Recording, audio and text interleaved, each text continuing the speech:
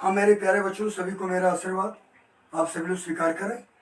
हाँ, आज के नए वीडियो में मैं आपको बताऊंगा कि हमारा सूर्य क्या है, सन क्या है।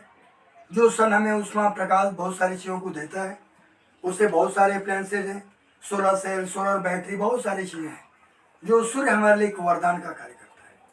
अब उसी सूर्य के बारे में इस वीडियो में आपको बताऊंगा। इसके पहले के वीडियो में मैंने आपको स्टार्स के बारे में बताया था। ये स्टार्स के बारे में जो कुछ भी मैंने आपको बताया वो आपने उसका इन्फॉर्मेशन आपने लिया, उसको आप लर्न करें तो आपका नॉलेज इनहेंस कर सके। हाँ, तो मैं शुरू करता हूँ सन के बारे में। जो आवर सन, जो हमारा सूर्य है। सन तो बहुत है हमारे यूनिवर्स में, लेकिन आवर सन माने हमारा सूर्य जो हमें उष्मा प्रकाश देता है, उसी के बारे में बता रहा है। ये हमारा आवर सन जो हमारा सूर्य है, ये है क्या। अभी तो इसके बारे में जो भी डॉटेज है मैं दूंगा, लेकिन थोड़ा सूर्य के बारे में आपको मैं परिचय दे रहा हूँ। जो हमारा सूर्य है वो क्या है, एक प्रकार का ये ल्यूमिनस ऑब्जेक्ट है। Our sun is a luminous object. Number first, it is a luminous object। ये ल्यूमिनस ऑब्जेक्ट है and it is also a star. And it is also a star. भाई स्टार जो है वो ल्यूमिनस ऑब्जेक्ट के ही category में आता है। मैं आपको बता चुका हूँ पहले, जब ल्यूमिनस नाम से बताया था। हमने बताया था कोल्ड सोर्स के बारे में भी कि जो फायर फ्लाई होती है उसमें ल्यूकोफेरिन होता है, जिसके आधार पर रात में जलते और बुझते रहते हैं, हमें प्रकाश थोड़ा थोड़ा देते रहते हैं। लेकिन हाथ से पकड़े तो हाथ नहीं जलेगा, लेकिन अब जलता हुआ कोई कैंडल आग का गोला या कोयले धरता कोयला पकड़ेंगे तो हाथ आपका जल जाएगा। फायर फ्लाई से नहीं, क्योंकि वो कोल्ड सोर्स ऑफ लाइट है। तो मैंने आपको बताया सन के बारे में। अब ये सन में क्या होता है। Our sun has 3 layers. हमारे सन में कितने लेयर्स हैं? 3 लेयर्स होते हैं। नंबर फर्स्ट लेयर को हम क्या बोलते हैं? इनर मोस्ट लेयर जो होता है उसको कोर कहा जाता है। हम ऐसे लिख दे रहे हैं, inner most layer of our sun is core.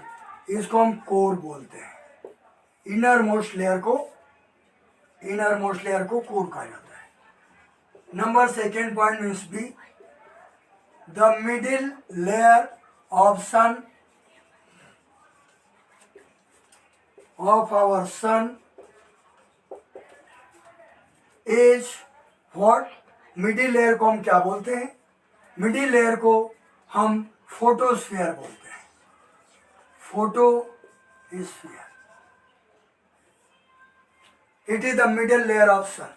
भाई जैसे आप अर्थ के बारे में पढ़ा होगा, हम जहाँ खड़े हैं अर्थ क्रस्ट है, इसके बाद मेंटल आता है, फिर कोर आता है।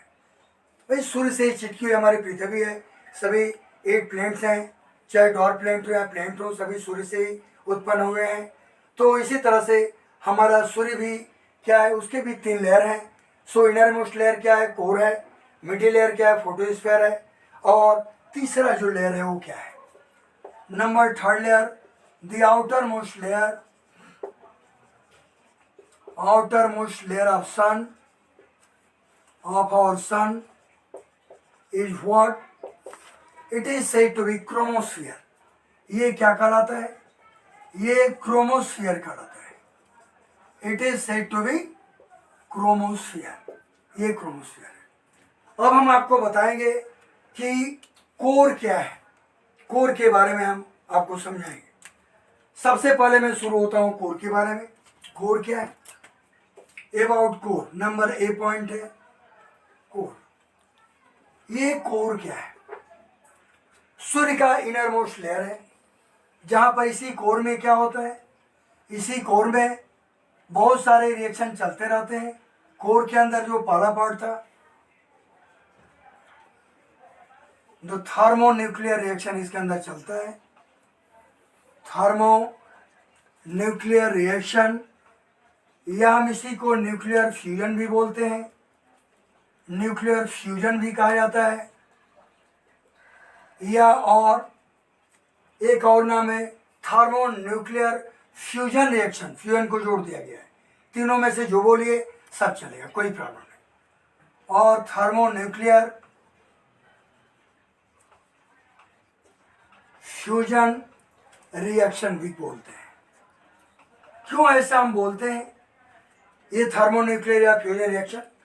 क्योंकि दो तरह की न्यूक्लियर रिएक्शन होते हैं, एक को न्यूक्लियर फिजन कहा जाता है, दूसरे को न्यूक्लियर फ्यूजन कहा जाता है। अब जैसा कि जानते हैं न्यूक्लियर फिजन में जो एक हैवी न्यूक्लियर जैसे uranium, radium, polonium, plutonium etcetera जो भी रेडियो एक्टिव एलिमेंट्स हैं हमारे पीरियोडिक 289 सीरीज में आते हैं, उनमें पाए जाने वाले सभी के सभी रेडियो एक्टिव एलिमेंट्स उनका न्यूक्लियस अनस्टेबल होता है, भारी भी होता है, अनस्टेबल भी होता है।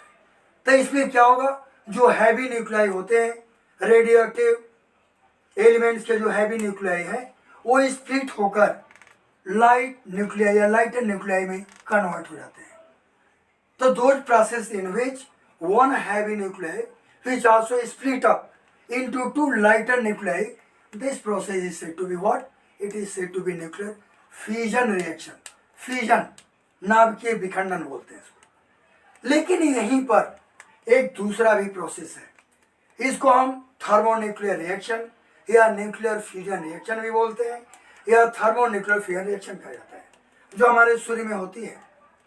जैसा कि आप जानते हैं ऑटो हान एंड स्ट्रासमैन ने एटम बम का खोज किया था, जो पहला एटम बम की तुलना में आज जो बने एटम बम उनके तुलना में 1000 गुना ज़्यादा शक्तिशाली है। फिर भी ऑटो हॉन स्ट्रासमैन ने जो एटम बम बनाया, जो हिरोशिमा एंड नागासाकी पर गिरा था, उसमें करीब दोनों शहरों को मिलाकर 5 लाख से ज़्यादा लोग मरे थे।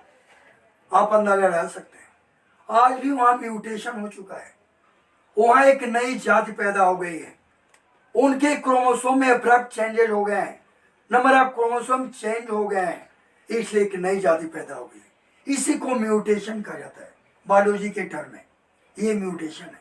और म्यूटेशन को किसने खोजा? ह्यूगो डिफ्रीज ने खोजा। तो वहाँ पर स्थिति आज भी जाएंगे तो दिखाई देगी, वहाँ के लोग आपस में शादी ब्याह जो भी इंटरटेन करना होता करते हैं, बाहरी लोगों से उनका संपर्क कम होता है, क्योंकि वो क्या है, एक नई जाति है, उनके क्रोमोसोम चेंज हो गए हैं। जो इंसान में 46 होते हैं, 23 पेयर्स होते हैं, उनमें परिवर्तन हो गया है। तो सोचिए एटॉमिक बम कितना खतरनाक होता है। आज के ज़माने में करीब 16,000 से ऊपर एटम बम बनाए जा चुके हैं, जिसमें 6,500 रशिया के पास है, 6,000 अमेरिका के पास है, चीन के पास 350 है, इंडिया के पास 250 है, पाकिस्तान के पास 260 है, ऐसे कुल मिलाकर 6,500 है। अब अंदाजा लगाइए ये atom bomb nuclear fission reaction पर ही बनते हैं। अभी चेरनोबिल में कुछ साल पहले उसका न्यूक्लियर रिएक्टर एक्सप्लोड किया था, तो आप सोचिए उसका रेडिएशन का प्रभाव हमारे इंडिया तक आया था। जो आप पक्षियां उड़कर इधर आई थी, उनके पंखों पर भी विल्सन क्लाउड चैम्बर के द्वारा हम रेडिएशन को काउंट किए थे। आप अंदाजा लगा सकते हैं ये कितना खतरनाक होता है। तो इसी तरह से अब हम आते हैं, थोड़ा सा पढ़ाएंगे हम न्यूक्लियर फिजिक्स, तो उसमें बहुत ही डिटेल बताऊंगा सभी के बारे में। मैं थोड़ा सा एक हाईलाइट दिया इसके बारे में, क्योंकि पढ़ा था दूसरा टॉपिक, चला जाऊंगा दूसरे टॉपिक पर, तो थोड़ा सा वो चेंज हो जाएगा आपका कंटेंट जो है। तो मैं आता हूँ न्यूक्लियर फ्यूजन पर। हमने बताया कि फ्यूजन रिएक्शन में एक हैवी न्यूक्लियर स्प्लिट अप होकर दो लाइटर न्यूक्लियर में कन्वर्ट होता है। इसमें क्या होता है, इसमें 2 लाइटर न्यूक्लियर आपस में फ्यूज होकर at extremely high temperature and pressure पर, ऐसे सटा दो लड्डू की तरह, बांधो खा लो, ऐसा नहीं है। इसमें हाई टेम्परेचर एंड प्रेशर चाहिए। प्रेशर अब अंदाज लगाइए, हम अभी अर्थ सरफेस पर हैं, तो हमारे शरीर पर 1 एटीएम 1 एटमॉस्फेरिक प्रेशर हमारे शरीर पर एक्ट करता है, जो 76 सेंटीमीटर ऑफ मर्करी लेवल के बराबर है, या 1.013 टन पर 5 न्यूटन पर मीटर स्क्वायर, या 1 पैस्कल बोलते हैं, उसके बराबर होता है। लेकिन सन पर आप जाएंगे, वहां 1 लाख एटमॉस्फेरिक प्रेशर है, बहुत सारे वहां मैग्नेटिक स्टॉर्म्स आते रहते हैं।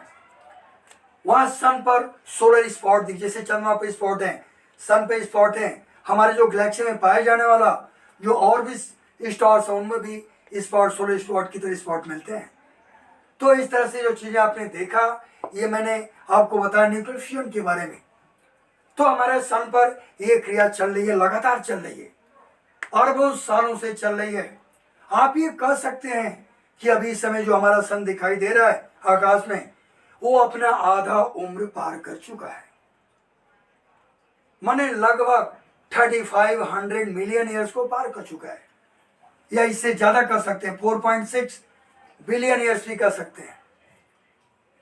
इतना पार कर चुका है, लगभग आधा उम्र बाकी है। नहीं, हमारा सन मेचोरिटी के फेज में गुजर रहा है, ना बाल्यावस्था में ना बूढ़ा है, मेचोरिटी में चल रहा है। यानी जब कुछ समय के बाद, फिर इतना ही समय 35 मिलियन सेल्स के बाद, जब हमारा सन के पूरे उसके कोर में जो भी हाइड्रोजन का जो असीमित भंडार है, वो जब समाप्त हो जाएगा, यानी हाइड्रोजन समाप्त होने का मतलब जब पूरा का पूरा हाइड्रोजन हीलियम में कन्वर्ट हो जाएगा। जब सन का पूरा हाइड्रोजन हीलियम में कन्वर्ट हो जाएगा, क्योंकि सन पर प्रोटियम साइकिल चलते रहते हैं। प्रोटियम क्या, हाइड्रोजन के 3 आइसोटोप्स होते हैं, प्रोटियम, ड्यूटेरियम एंड ट्राइटियम होता है, 1s1, 1s2, 1s3। प्रोटियम को सिंपल हाइड्रोजन, ड्यूटेरियम को हैवी हाइड्रोजन बोलते हैं, और ट्राइटियम को radio active isotope of hydrogen कहा जाता है। ये सब हम बताएंगे, कितने बताएंगे, बस थोड़ा पेशेंस रखिए। तो मैंने बताया कि वो प्रोटियम सीरीज जो चलता है वहां पर रिएक्शन वो होता है वही सेम, जैसे यहाँ पर 1s2 + 1s2 2He4। तो वहाँ हीलियम बनता है, लेकिन 4-5 स्टेज के बाद हीलियम फॉर्मेशन होता है। तो इस तरह से इस फॉर्मेशन में हमें क्या होता है कि हमारा सूर्य जो कोर में रिएक्शन चलता है, थर्मोन्यूक्लियर रिएक्शन, हमारा सूर्य क्या करता है, lot of amount, plenty amount of heat and light energy हमें प्रोड्यूस करता है। और वो तभी fusion reaction, thermonuclear reaction possible होते हैं, वहां पर एक लॉक एटमॉस्फेरिक प्रेशर है, बहुत सारी मैग्नेटिक स्टॉर्म चलती रहती हैं। अभी हाल ही में सुने आता कि सोलर स्टॉर्म्स आ रहा है, मैग्नेटिक स्टॉर्म्स आ रहा है, सोलर विंड चल रहा है, सोलर विंड भी चलते हैं, जो ये सब बहुत खतरनाक होते हैं। मैं आपको बताऊंगा आगे, धैर्य रखिए, बस सब कुछ बताऊंगा, छूटेगा नहीं कुछ भी। तो ये सब चीजें हमारे सन में हैं। आप अंदाजा लगाइए, सन एक स्टार है, ये भी जन्म लिया होगा, प्लूटो स्टार बना होगा, स्टार बना होगा, फिर मेच्योरिटी में है, फिर डेथ ऑफ स्टार, जब बुढ़ापे में आएगा, उसका जब डेथ पूरा हाइड्रोजन हीलियम में कन्वर्ट हो जाएंगे, जब डेथ ऑफ स्टार का जब कंडीशन आएगा, जो स्टेज आएगा, उस समय क्या होगा थोड़ा सा बता दे रहे हैं आउटलुक, ताकि आपको भी कोई पूछेगा तो आप इनोसेंट ना रहे वहां पर। जब वो हमारा सन भी जब मरेगा, माने इसका डेथ ऑफ स्टार होगा, सन का डेथ होगा, तो सन का जो आउटर क्रोमोस्फेयर हमने नाम लिया, ये जो क्रोमोस्फेयर है वो बाहर का फैलना शुरू कर देगा, और पास में जो हमारे प्लेन में मरकरी है, वेनस है, अर्थ है, सबको अपने अंदर लेता जाएगा। अब सोचिए, आग का दबता हुआ गोला में पूरी पृथ्वी घुस जाएगी तो क्या होगा, कोई जिंदा रहेगा क्या? लेकिन धैर्य रखिए, अभी आपके समय नहीं आने वाला है, अभी अरबों जन्म लेंगे तब वो पता चलेगा, तब तो कितनी बार प्रलय हो चुका होगा। तो अंदाज लगाइए कि वो सबको निगल जाएगा। वो अवस्था रेड जेंट फेज कहलाती है, हिंदी में लाल दानव अवस्था बोलते हैं। लाल रहता है, पूरा लाल रंग का दिखाई देता है, इसीलिए इसका नाम हमारे भारतीय शब्दों में लाल दानव अवस्था कहा जाता है, इंग्लिश में रेड फेज स्टेट। इसके बाद जब अंदर का उसका कोरोना जो कोर है वो सिकुड़ता जाएगा, सिकुड़ता जाएगा, सिकुड़ता जाएगा, इतना कॉन्सेंट्रिक हो जाएगा, होते हुए उसका जो ब्राइटनेस है पहले से तो कम रहेगा, लेकिन फिर भी बना रहेगा। तो वो स्टेज में शॉर्ट में भी बता रहा हूं, तो वो स्टेज व्हाइट ड्वार्फ स्टार कहलाता है, सफेद बौना तारा बोलते हैं हिंदी में। फिर सुपरनोवा एक्सप्लोजन तब होता है जब उस स्टार, चाहे सन हो या कोई भी स्टार हो, हमारा सन इसी को हम एक आधार मानकर चलते हैं। तो अगर उस स्टार जो, अगर कोई स्टार का डेथ हो रहा है, अगर उस स्टार का जो मास है हमारे सोलर मास से उसके बराबर है या उससे ज्यादा है, तभी सुपरनोवा एक्सप्लोजन होंगे, तभी वो star white dwarf neutron star में कन्वर्ट होगा, तब उसके बाद अंत में ब्लैक होल में। जैसा कि न्यूट्रॉन स्टार और ब्लैक होल इसके पहले की वीडियो में मैं डाल चुका हूँ, आप वहां देखेंगे तो बहुत सारे इंफॉर्मेशन मिलेंगे।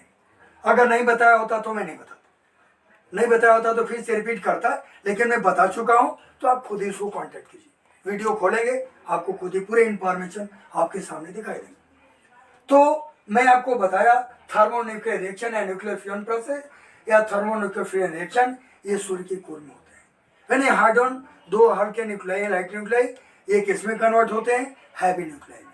यही प्रोसेस हाइड्रोजन का हीलियम में कन्वर्जन कराता है। यानी इसमें कोर में क्या होगा, कोर में जैसे प्रोटियम साइकिल यहाँ चलता है, प्रोटियम साइकिल सूर्य के कोर में है।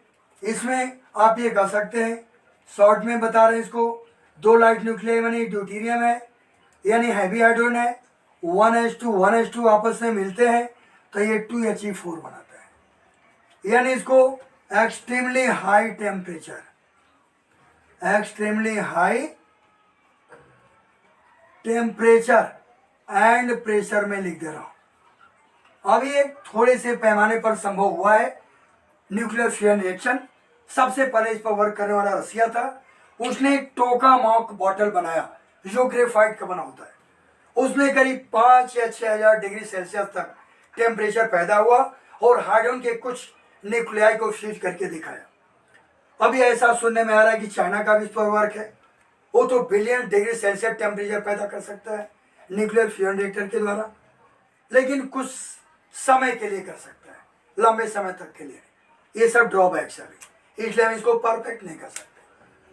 तो इस तरह से ये 2He4 यानी ये लाइट न्यूक्लियाई है, इसको हम लाइट न्यूक्लियाई बोलते हैं। ये लाइट न्यूक्लियाई आपस में फ्यूज होते हैं तो यहाँ पर क्या होता है, ये हैवी न्यूक्लियाई, हैवी न्यूक्लियाई का फॉर्मेशन होता है। ये इस कंडीशन में हैवी न्यूक्लियाई बनते हैं। तो ये सन के कोर में ये चीज़ें चलती रहती हैं। इसके बाद हम आपको बताएंगे और क्या है, ये सन के कोर का टेम्परेचर क्या है। Temperature of the core of sun, the core of sun, sun के कोर का टेम्परेचर क्या है, इज अबाउट 1.5 क्रोर्स केल्विन से लेकर 2.0 क्रोर्स केल्विन के बराबर होता है। यानी 1.5 करोड़ डिग्री केल्विन, सेल्सियस में बोलेंगे 273 का ही अंतर है जो आपकी इच्छा, मैंने इतने 1.5 करोड़ केल्विन से लेकर 2 करोड़ डिग्री केल्विन का अभी भी टेम्परेचर सन के कोर में है। जब मैं आपको स्टेट ऑफ मैटर अभी आएगा मेजरमेंट में पढ़ाऊंगा तो और लोग स्टेट तुमने पढ़ा होगा, सॉलिड लिक्विड गैस, मैं 6-7 स्टेट बताऊंगा कितने हैं। आपने 1 या 2 डायमेंशन पढ़ा होगा, मैं 11-12 यहाँ तक कि 26 डायमेंशन के बारे में बताऊंगा। 26 डायमेंशन होते हैं, लेंथ ब्रेथ हाइट के अलावा बहुत सारे हैं, मैं बताऊंगा थोड़ा सा उसके बारे में जिक्र करूँगा जब डायमेंशन पढ़ाएंगे। लेकिन अभी प्रश्न उठता है कि सन के कोर में जो टेम्परेचर है, अभी सन अपने प्रौढ़ावस्था में मैच्योर्ड में है और ये क्रिया हाइड्रोजन का हीलियम में कन्वर्जन ये लगातार अभी तक चलता जा रहा है, ये कंडीशन इसमें रहती है। तो हम ये आपको बता सकते हैं कि ये कंडीशन जो 1.5 करोड़ से इतना जो डिग्री सेल्सियस या केल्विन में भी कर सकते हैं, इतना 1.5 करोड़ केल्विन से 2.0 करोड़ केल्विन के बीच में ये टेम्परेचर है। तो इस तरह से हम ये कह सकते हैं कि इनमें टेम्परेचर ऑफ कोर ऑफ सन वो क्या है, 1.5 से 2.0 करोड़ केल्विन के बराबर है। अब ये हम आते हैं नेक्स्ट पॉइंट। अब सन के कोर में जितनी चीजें पाई जाती हैं, सन के सूर्य के प्रकाश में, इन द सनलाइट, कैसी पाई जाती है, एक काले रंग की रेखा होती है, ब्लैक लाइन पाई जाती है, ब्लैक लाइन पाई जाती है। सोलर स्पेक्ट्रम का जब स्टडी करेंगे तो ये ब्लैक लाइन को क्या कहा जाता है, फ्राउनहोफर ने इसको खोजा था, डिस्कवर किया था, इसलिए उसके नाम पर फ्राउनहोफर लाइंस कहा जाता है। इन काली रेखाओं को फ्राउनहोफर लाइंस कहा जाता है।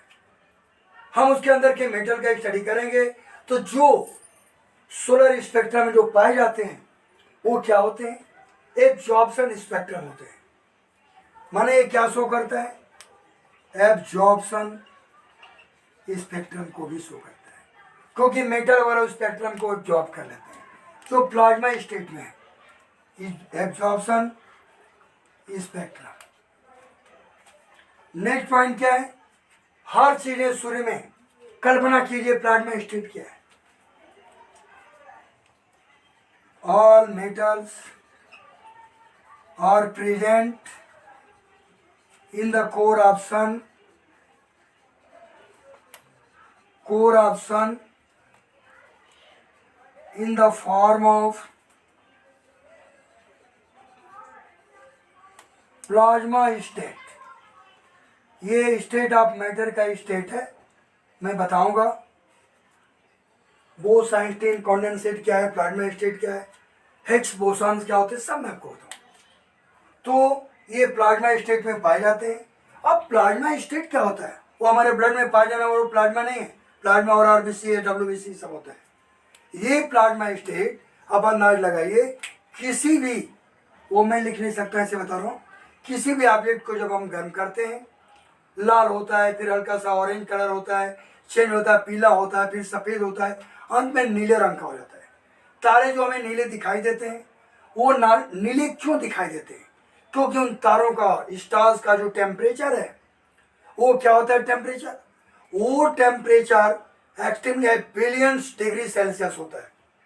जब वो बिलियन डिग्री सेल्सियस होगा तारों का टेम्परेचर, तो नीले रंग के दिखाई देते हैं। उनसे कम है, क्रोड्स में है, तो हमारा सन व्हाइट कलर का दिखाई देता है, क्योंकि मात्र 2 करोड़ डिग्री सेल्सियस या केल्विन उसका टेम्परेचर है। तो किसी भी ऑब्जेक्ट को गर्म करते हैं, पहले गाढ़ा लाल चेरी रेड होगा, ऑरेंज होगा, येलो होगा, व्हाइट होगा, अंत में ब्लू कलर। तो किसी भी ऑब्जेक्ट का एक्सट्रीमली हाई टेम्परेचर कब होगा, जब वो नीले रंग का होगा। सबसे कम कब होगा, जब गाढ़े लाल चेरी रेड कलर का होगा। और जैसे लालिमा कम हो गया यानी उसका टेम्परेचर बढ़ता जाता है। सन हमारा व्हाइट कलर दिखाई देता है, यानी 2 करोड़ डिग्री सेल्सियस है। यानी हमने आपको क्या बताया, अब ये टेम्परेचर के बारे में तो हुआ। अब ये प्लाज्मा स्टेट क्या होता है, ये किस चिड़िया का नाम है। प्लाज्मा स्टेट का मतलब सपोर्ट है, आपने आयरन, निकल, कोबाल्ट कुछ भी लीजिए, कोई मेटल जो सन में पाए जाते हैं। हमने आयरन का एक टुकड़ा लिया, कल्पना कीजिए हमने भट्टी में डाला, किसी कंटेनर में रखा उसको पिघलाने के लिए। कल्पना कीजिए कि उस सॉलिड से लिक्विड आयरन पिघल गया, लिक्विड स्टेट में आया। फिर हमने उसको क्या किया, हमने उसको और गर्म कर दिया, वो गैसेस स्टेट में आ गया। फिर हमने क्या और गर्म कर दिया, तो गैसेस स्टेट माने लोहे का गैस, जैसे ऑक्सीजन सांस में लेते हैं। कल्पना कीजिए वो लोहे का गैस चारों फैला रहेगा सन एटमॉस्फेयर में, लेकिन टेम्परेचर 2 करोड़ डिग्री सेल्सियस है, या डिग्री की उतना केल्विन भी कर सकते हैं। तो उस कंडीशन में वो गैसेस स्टेट में केवल स्टेबल नहीं रहेगा, वो उससे भी एक नया स्टेट बना है, उस स्टेट का नाम है प्लाज्मा स्टेट। यानी उस कंडीशन में जब पूरे जो गैसेस क्लाउड बन जाते हैं, माने जब गैसेस स्टेट में आ जाता है लोहा सन के अंदर उतने high temperature, extremely high temperature पर, तो उसके हर, आप जानते हैं हर मैटर का छोटा रूप मॉलिक्यूल से छोटा atom, atom electron proton neutrons होते हैं। तो उस कंडीशन में क्या होता है, जब इतने एक्सट्रीमली हाई टेम्परेचर पर जो उस मेटल में, उसके एटम में जो इलेक्ट्रॉन घूम रहे हैं वो अपने ऑर्बिट छोड़ छोड़कर एक्सट्रीमली हाई टेम्परेचर पर निकल जाते हैं। सिर्फ उसके अंदर जो पार्टिकल चार्ज प्रोटॉन बचते हैं, न्यूट्रॉन तो न्यूट्रॉन है कोई मतलब नहीं, पार्टिकल चार्ज जो प्रोटॉन बचते हैं उसका एक बड़ा बड़ा क्लाउड बन जाता है सन के अंदर। उसी फॉर्म में सभी मेटल्स रहते हैं। तो जो पार्टिकल चार्ज क्लाउड बनता है उसी का नाम प्लाज्मा स्टेट कहा जाता है। अब आप समझ गए होंगे, सॉलिड लिक्विड गैस के बाद चौथा स्टेट, उससे भी गर्म कीजिए, वो प्लाज्मा है, जो सन या स्टार्स में पाए जाते हैं। तो मैंने आपको बताया ये चीजें सन के अंदर था, और टेम्परेचर भी मैंने आपको बता दिया। इसका जो प्रेशर है सन का, जो एक एटमॉस्फेरिक प्रेशर है उसके अंदर, उसके एटमॉस्फेयर का जो प्रेशर है वो करीब 1 लाख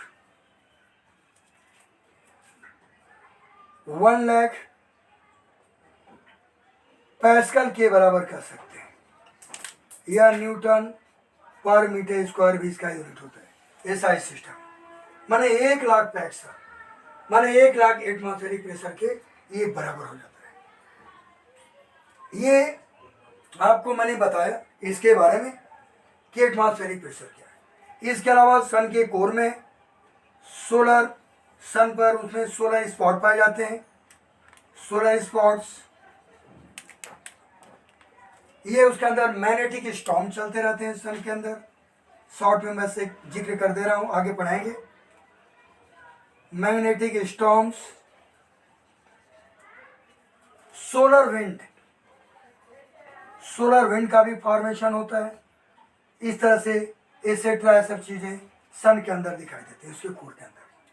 अब हम आते हैं आपका जो फोटोस्फीयर के बारे में। अब ये फोटोस्फीयर क्या है? कोर के बाद नंबर बी पॉइंट है फोटोस्फीयर। फोटोस्फीयर सन का ये मिडिल लेयर होता है। सन के मिडिल यानी फोटोस्फीयर से, यानी बस ऐसे आप जानिए मोटे में कि जो सूर्य का प्रकाश हमें जो हमारे अर्थ पर आता है, पृथ्वी पर आता है, सभी प्लेन पर जाता है, तो वो फोटोस्फीयर से ही निकल के आता है। यानी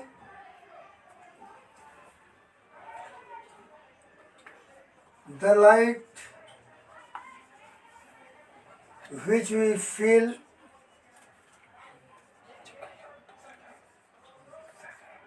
by our visual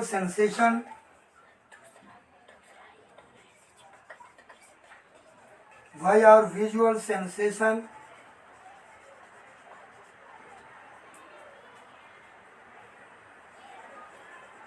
comes from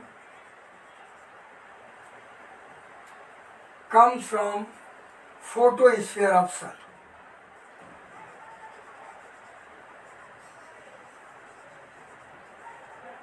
सन के फोटोस्फीयर से यही प्रकाश जिसका हम अनुभव करते हैं, लाइट आती है, हम हर काम उजाला होता है, हर काम देखते हैं, इसी से आती है। इसको फोटोस्फीयर ऑफ सन कहते हैं। इसके बाद हमने बताया अब लाइट में भी क्या होते हैं, कई रीजन होते हैं। वो भी रीजन के बारे में आपको बताएंगे कि लाइट के कौन कौन से रीजन हैं। तो अभी फोटोस्फीयर को मैं फिर से मैं आपको बताऊंगा। हाँ बच्चों, मैंने आपको फोटोस्फीयर के बारे में भी बताया कि जो सूर्य का प्रकाश है वो फोटोस्फीयर वाले रीजन से हमारे पृथ्वी तक पहुंचता है, और सूर्य का प्रकाश पृथ्वी तक आने में लगभग कितना समय लगता है? लगभग 8 मिनट का समय लगता है। 8 मिनट्स एप्रॉक्स। और सूर्य का प्रकाश पृथ्वी पर किस रूप में आता है? ये सूर्य का प्रकाश पृथ्वी पर रेडिएशन के द्वारा आता है, रेडिएशन प्रोसेस। इनमें बंडल ऑफ फोटॉन्स होते हैं, जो एनर्जी फुलफिल बंडल्स होते हैं, बंडल ऑफ फोटॉन्स जो सूर्य के प्रकाश में पाए जाते हैं, एसेट्रा। अब मैं बताऊंगा क्रोमोस्फीयर। क्रोमोस्फीयर क्या है ये मैं आपको इसके बाद बताता हूँ। Number C,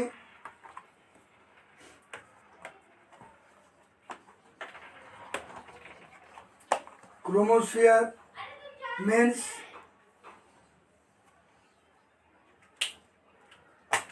the temperature of chromosphere is about temperature of chromosphere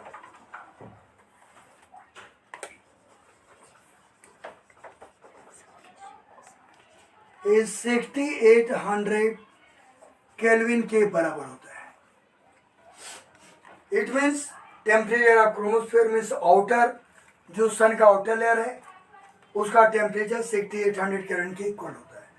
अब आपको स्क्रीनशॉट आप चाहे तो ले सकते हैं ताकि इसको इरेज करें, और हम आपको इसके बाद बताएंगे कि फोटोस्फीयर से जो लाइट आती है उस लाइट में कितने रीजन्स होते हैं, उसको भी एक शॉर्ट में आपको मैं बता दूँ ताकि आपकी जानकारी हो। हाँ, तो स्क्रीनशॉट आप ले लें ताकि इसको हम इरेज कर दें।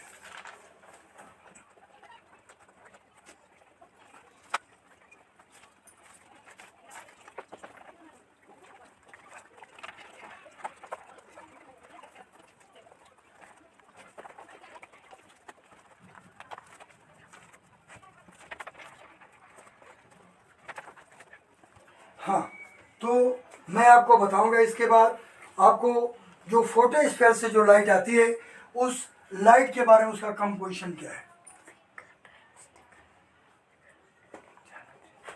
लाइट कम्स फ्रॉम फोटोस्फीयर,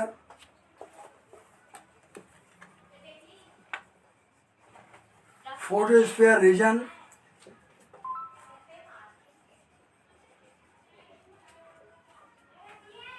अब हम इसी लाइट के बारे में हम बताएंगे।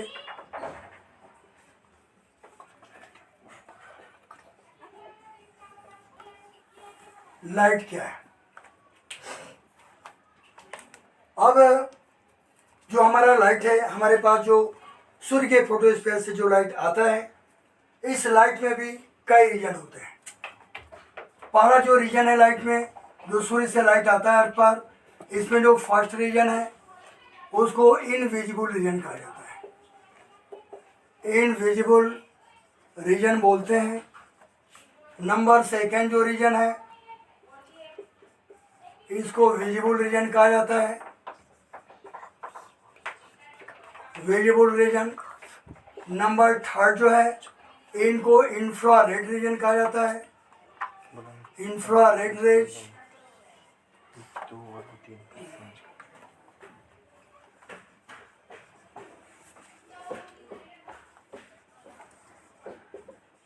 Infrared rays region. इसके बाद नंबर फोर्थ रीजन को शॉर्ट रेडियो वेव्स रीजन बोलते हैं, शॉर्ट रेडियो वेव्स रीजन, या इसको हर्ट्जियन वेव्स भी कहते हैं। हार्ट ने खोजा था तो Hertzian waves region. Last region है नंबर फिफ्थ, इसको लॉन्ग रेडियो वेव्स रीजन कहा जाता है। It is said to be long radio waves region, या इसको मार्कोनी वेव्स भी बोलते हैं। इसकी डिस्कवरी मार्कोनी ने किया था, उसी के नाम पर मार्कोनी वेव्स भी कहा जाता है, मार्कोनी वेव्स रीजन। अब इसमें मैं आपको वन बाय वन बताऊंगा। अभी इसमें क्या होता है, इनविजिबल रेज में इसमें कितने रीजन आते हैं, इनविजिबल रीजन में कितने पार्ट होते हैं, और इसका खोज किसने किया था, डिस्कवरी किसने किया था, ये मैं आपको बताऊंगा।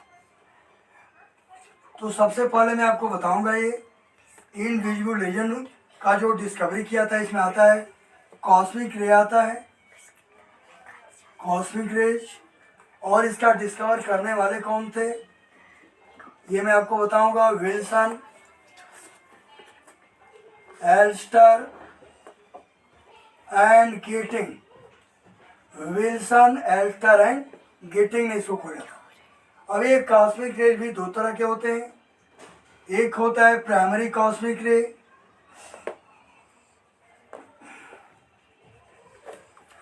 दूसरा होता है सेकेंडरी कॉस्मिक रे।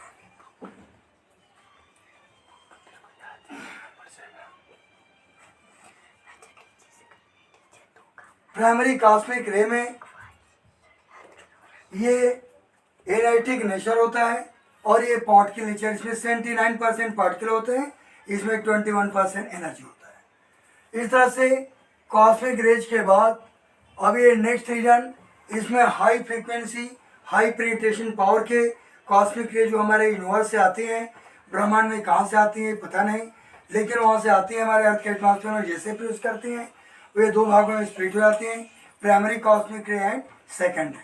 और सेकेंडरी कॉस्मिक रे का एक शावर क्रिएट करती है हमारे एटमॉस्फेयर में इंटर करने के बाद। अब ये हम आपको आगे बताएंगे। कॉस्मिक रे के बाद आता है जो नेक्स्ट है, इसका नाम है गामा रेज। गामा रेज का खोज किसने किया था, हेनरी बैकुरल ने, हेनरी बैकुरल ने गामा रेज का खोज किया था। गामा रेज भी ये रेडियो एक्टिव एलिमेंट्स के न्यूक्लियस से निकलने वाले एक रेज होती है। आपको मालूम ही है कि सभी radioactive rays alpha beta gamma तीनों एक साथ नहीं निकलते, एक साथ इमिट नहीं करते हैं। कोई रेडियो एक्टिव एलिमेंट अल्फा और गामा, गामा तो कॉमन होता है सभी में, तो कोई अल्फा गामा निकालता है, कोई बीटा और गामा निकालते हैं। तो इस तरह से इसका गामा रेज का खोज करने वाले हेनरी बैकुरल थे। इसके बाद आता है एक्स रेज। एक्स रेज का खोज करने वाले रॉन्जन थे। ये रॉन्जन ने एक्सरे का खोज किया। एक्सरे भी दो तरह की होती है, एक को हम सॉफ्ट एक्सरे बोलते हैं, सॉफ्ट एक्सरे, दूसरा होता है हार्ड एक्सरे, हार्ड एक्सरेज होता है, soft X-ray and hard X-ray. Soft X-ray का यूज हम मेडिकल साइंस में कोई बोन का फ्रैक्चर हो जाता है, इंटरनल ऑर्गन का, तो अगर हमें एक्सरे लेना है तो उसके लिए सॉफ्ट एक्सरे का प्रयोग करते हैं, जो हमारे मेडिकल साइंस में यूज होता है। लेकिन हार्ड एक्सरे का जो यूज होता है वो हमारे साइंटिफिक एक्सपेरिमेंट में हमारे साइंटिस्ट कहीं भी मूविंग पार्ट के जो हाईली एनालिटिक मूविंग पार्ट किसी गामा रेज इसका किसी चीज़ पर बम्बार्ड करना चाहते हैं एक्सपेरिमेंट के थ्रू, तो उस समय हम हार्ड एक्सरे का प्रयोग करते हैं। तो ये hard X-ray and soft X-ray हुआ। इसके बाद लास्ट आता है ultraviolet rays. Ultraviolet rays का नाम आता है, इसका खोज रिटर ने किया था। रिटर ने अल्ट्रा वायलेट रेज को खोजा था। और अल्ट्रा वायलेट क्या होती है, आपको मालूम है कि हमारे अर्थ के लेवल से, ये मान लो हमारा अर्थ है, यहाँ से करीब ये 30 किलोमीटर अर्थ के लेवल से, ये अर्थ है 30 किलोमीटर लेवल से ऊपर करीब यहाँ तक 25 किलोमीटर एक थिकनेस है, 25 किलोमीटर यही O3 लेयर है, ओजोन लेयर होता है। ओजोन लेयर 30 किलोमीटर ऊपर है, लेकिन इसमें भी 2 किलोमीटर गल गया है मैंने एटमॉस्फेरिक एनवायरमेंटल पोल्यूशन के कारण। अब मात्र 23 किलोमीटर रिमेंस इसमें बचा हुआ है। तो ये ओजोन लेयर है, जो हम ओजोन लेयर को हम प्रोटेक्टिव लेयर भी बोलते हैं। It is said to be protective layer कहा जाता है, क्योंकि ये सूर्य के प्रकाश में उपस्थित जो अल्ट्रावायलेट रेज होती हैं जो अर्थ पर आती हैं तो हजार्डस रेडिएशन शो करती हैं, तो उनसे बचाव के लिए ओजोन हमारे लिए एक अम्ब्रेला का काम करता है, ब्लैंकेट का काम करता है, जिसको हम प्रोटेक्टिव लेयर भी बोलते हैं। तो इसलिए इस तरह पर इस प्रकार पेड़ पौधों, जीव जंतु, इंसानों का सबका सुरक्षा अल्ट्रावायलेट रेज से, यही ओजोनोस्फीयर में ओजोन होता है, यही ओजोन लेयर हमारी रक्षा करता है। तो ये इनविजिबल रीजन में हुए। अब उधर जगह नहीं तो मैं इधर बता रहा हूँ। ये विजिबल रीजन का जो डिस्कवरी किया था आइजैक न्यूटन ने किया था। इसका खोज आइजैक न्यूटन ने किया था। इन्होंने जो व्हाइट लाइट है जब प्रिंट से गुजारा व्हाइट लाइट को, तो व्हाइट लाइट में 7 जो कलर्ड रीजन उसने पाया, कलर्ड रीजन, इसी का नाम उन्होंने क्या रखा, विबज्योर रखा। इसी 7 रंगों को VIBGYOR, violet, indigo, blue, green, yellow, orange and red, इसका नाम रखा। ये सोलर स्पेक्ट्रम में इनविजिबल लाइट में पाई जाती है। और वायलेट से लेकर इसकी जो वो होता है वेवलेंथ होता है, वायलेट का करीब 3800 एंगस्ट्रॉम से लेकर 3800 से लेकर करीब 7800 रेड लाइट का होता है एंगस्ट्रॉम के बराबर, लगभग 8000 भी कर सकते हैं। तो इस तरह से ये इसका वेवलेंथ है, यानी ये लैम्डा है, वेवलेंथ जिसको बोलते हैं। ये विबज्योर रीजन में पाए जाते हैं। जो विबज्योर होता है ये विजुअल सेंसेशन शो करते हैं हमारे आँख में, विजुअल सेंसेशन को शो करते हैं। विजुअल सेंसेशन, हम किसी चीज़ को देख सकते हैं एंड डिटेक्ट एनीथिंग्स, हम आँख से एनी ऑब्जेक्ट को हम डिटेक्ट कर सकते हैं, देख सकते हैं। तो ये विजुअल सेंसेशन को शो करता है। कौन, ये जो विजिबल रीजन होता है, इसका हमने वेवलेंथ भी बताया। अब ये पहला हुआ, दूसरा हुआ, तीसरा पाते हैं इंफ्रारेड रीजन। ये जो इंफ्रारेड होता है, जगह नहीं इसी में आगे पीछे करके लिख रहा हूँ। अब इंफ्रारेड रीजन ये हीटिंग इफेक्ट शो करता है। ये सूर्य के प्रकाश में पाया जाने वाला ऐसा रीजन जो हीटिंग इफेक्ट, माने कोई चीज़ हमें सूर्य के प्रकाश में जो गर्मी महसूस होती है वो गर्मी इंफ्रारेड रीजन के कारण ही होती है। अब ये आता है नेक्स्ट, ये short radio waves, Hertzian waves. इसको मैं ऐसे बता दे रहा हूँ कि इसकी जो फ्रीक्वेंसी है ये और की तुलना में ऊपर से नीचे जैसे आते घटती जाती है, वेवलेंथ बढ़ता जाता है, इनका वेवलेंथ ज़्यादा होता है। हर्ट ने खोया था इसलिए हर्ट्जियन वेव्स कहा गया। इसके बाद लास्ट है नंबर 5th पॉइंट क्या है, मार्कोनी वेव्स या लॉन्ग रेडियो वेव्स रीजन। इस रीजन इसका खोज मार्कोनी ने किया था, इसलिए इसको मार्कोनी वेव्स कहते हैं। ये ज़्यादा यानी लॉन्ग रेडियो वेव्स रीजन की तरंगें होती हैं, वेव्स होती हैं, इसके अंतर्गत आती हैं। तो हमने जो सनलाइट फोटोस्फीयर से आता है उसमें कितने रीजन होते हैं एक शॉर्ट में हमने इसको दिया। आगे जब आप टेक्स्ट पढ़ाएंगे तो आप टेक्स्ट पढ़ाते समय हम उसके बारे में आपको सब कुछ बताएंगे और डिटेल में इसके बारे में पूरी इंफॉर्मेशन है।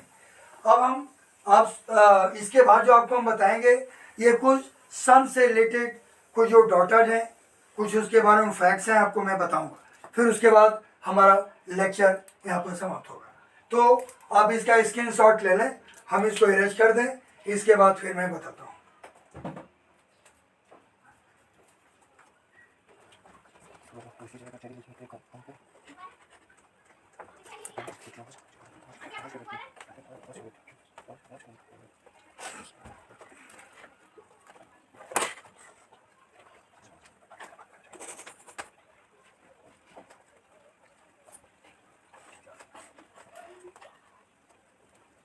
हाँ, तो मैं अब इसके बाद आपको बताऊंगा सन से रिलेटेड कुछ फैक्ट जो है उसके बारे में।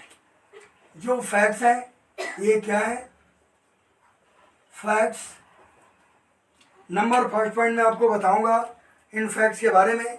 ये क्या फैक्ट्स होते हैं। अब ये जो हमारा सोलर सिस्टम है उसका स्पीड क्या होगा गैलेक्टिक सेंटर के चारों तरफ, इस स्पीड को मैं सबसे पहले बताऊंगा ये इसका स्पीड क्या है। तो नंबर फर्स्ट पॉइंट में बताएंगे the speed of our solar system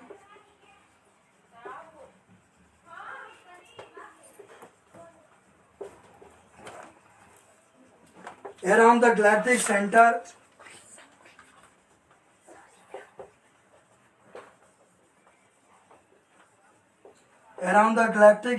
is about ये गैलेक्टिक सेंटर के चारों तरफ इसका स्पीड क्या होता है। इसके स्पीड के बारे में हम बताएंगे 8,28,000 इसका किलोमीटर पर आवर स्पीड होता है। It means it about 8,28,000 kilometre per hour ये इसकी स्पीड होती है।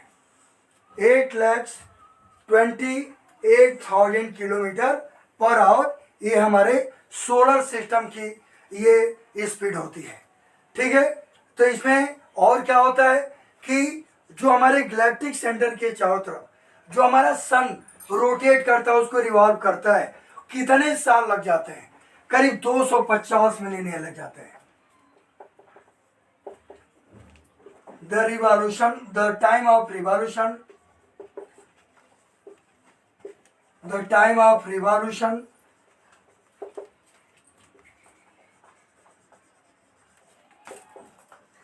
around the galactic center,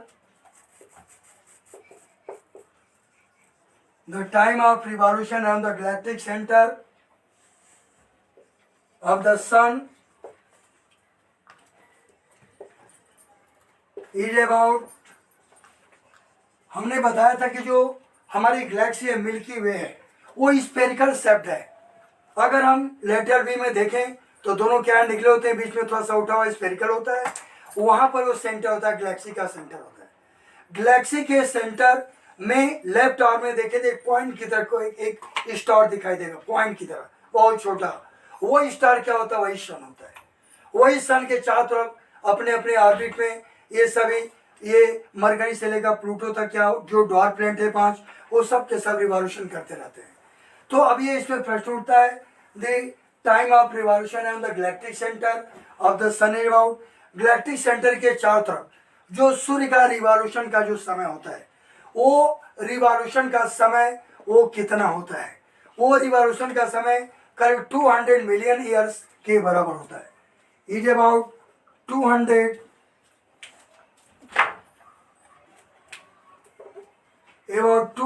million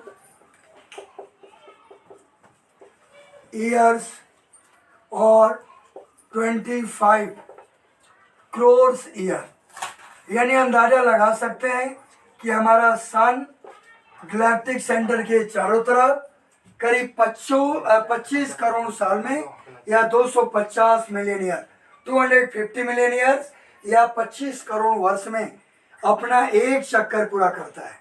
ये अपना एक चक्कर 25 करोड़ साल में ये पूरा कर लेता है। इसी को हम क्या बोलते हैं, it is said to be, it is known as 1 cosmic year, इसी को हम क्या बोलते हैं? इज नोन एज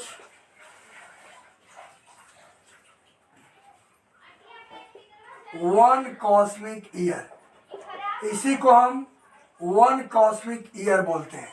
भाई जैसे अर्थ हमारे सन का रिवॉल्यूशन करती है 365.2422 डेज में, तो हम उसको वन ट्रॉपिकल ईयर बोलते हैं, सोलर ईयर कहा जाता है। लेकिन जब हमारा सन, जब वो अपने गैलेक्टिक सेंटर, स्पाइरल गैलेक्सी उसका सेंटर है, उस सेंटर के चारों तरफ जब घूमता है हमारा सन, तो एक चक्कर यहाँ से चला, इससे घूमते हुए यहाँ पर आ गया, एक चक्कर उसको एक रिवॉल्यूशन पूरा करने में 25 करोड़ साल लग जाते हैं, या 250 मिलियन ईयर्स आप कह सकते हैं। तो जब सूर्य एक चक्कर पूरा करता है गैलेक्टिक सेंटर का, तो इसको हम वन कॉस्मिक ईयर बोलते हैं। क्या बोलते हैं इसको? वन कॉस्मिक ईयर ये कहा जाता है। और भी बातें क्या है?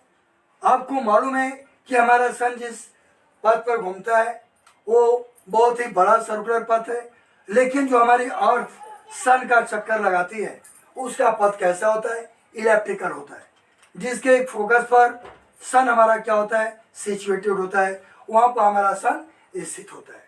तो इस तरह से अब हम ये आपको बताएंगे कि हमारा सन का रोटेशनल स्पीड क्या है। तो rotational speed of our sun is what? Number third, the rotational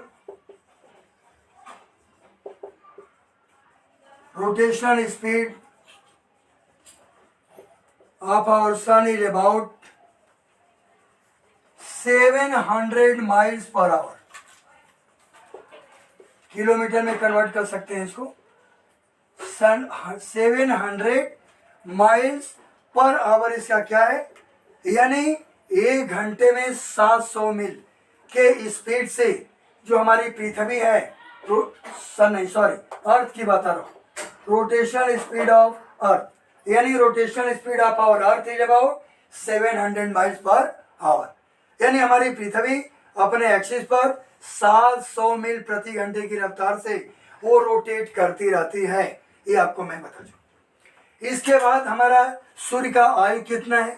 तो age of our sun 4.6 billion years है।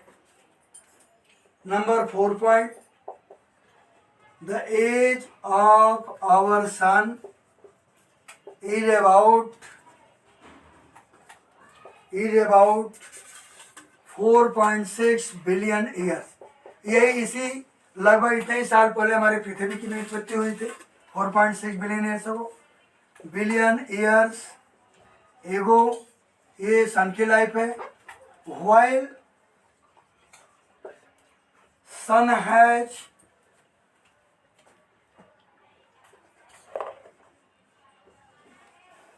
remained 3500 million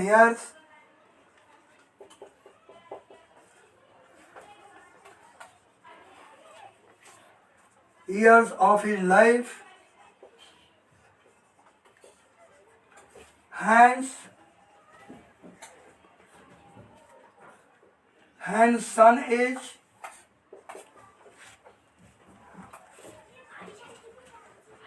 suffering through its maturity।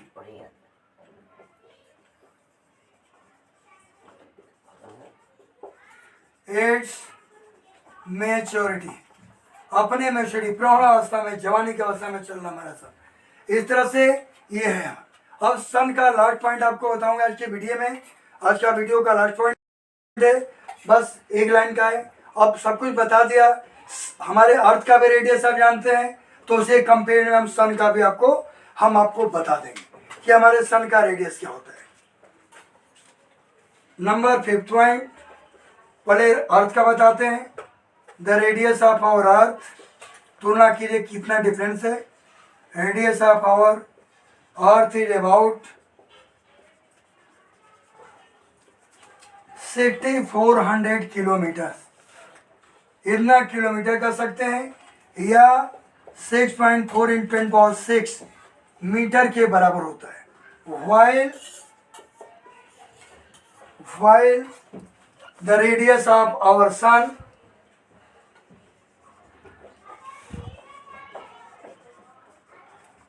Sun is about, मैंने आपको अभी बताया था कि हमारे जो अर्थ का रेडियस है 6400 किलोमीटर, हम अंडरलाइन कर दे रहे हैं, या 6.4 मीटर के बराबर होता है।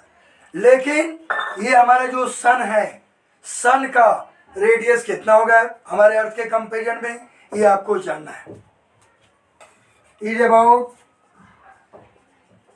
6,96,340 किलोमीटर, इतना किलोमीटर ये क्या है, ये हमारे सन का वो रेडियस है। तो मैं आज आपको यहीं पर अपने टॉपिक को मैं इसका एंड करता हूँ और सभी बच्चों को मेरी तरफ से धन्यवाद।